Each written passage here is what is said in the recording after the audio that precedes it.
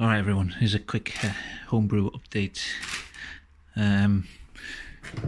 Basically I took that kit back, the Geordie Bitter one. I've still got the Demi-John.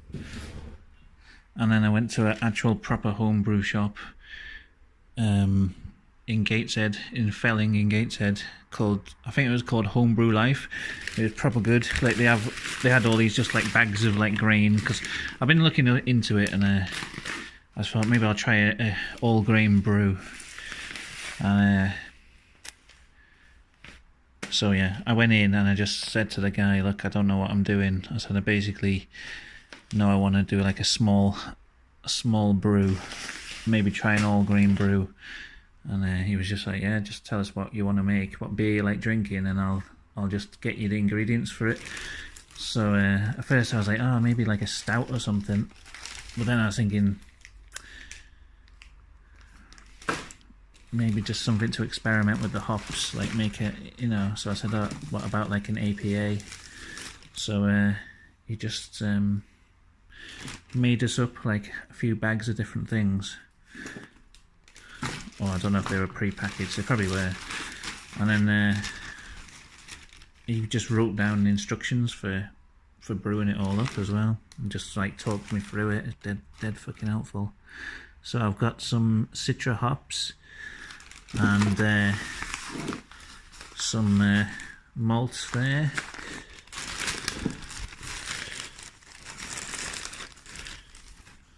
And then some bags. And one of these things, I don't know what you call them.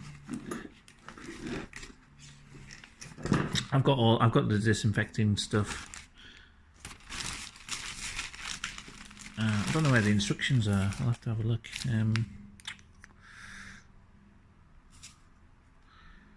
Oh, that's my yeast. And then I don't know where the instructions are. He wrote it all down for us to see. Maybe I put it in my pocket or something. It's in Alex's handbag or something. I don't know where it went.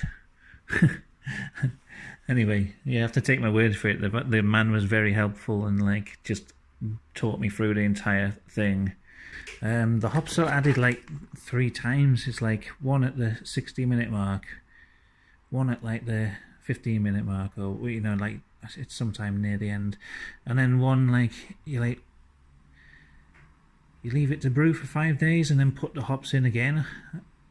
I think, if I can remember correctly. I'm probably misremembering it entirely. Anyway, I'll look it up. I might be able to find the instructions. I probably just mislaid them.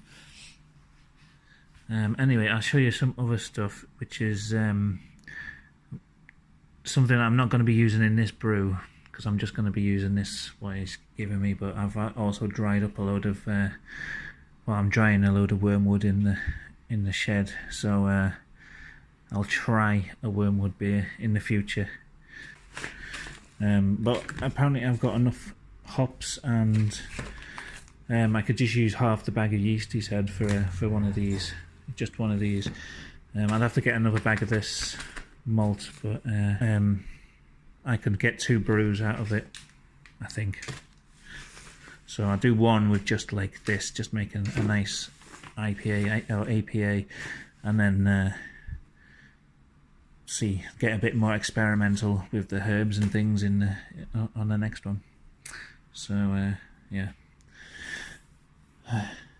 Any advice and whatever, let me know. Oh, another thing he said I should get was a digital thermometer. The only thermometer I've got is like a meat one, and I do use it to measure the temperature of like boiling water and stuff when I need it at a certain temperature. But he said it's really a lot easier with a digital one.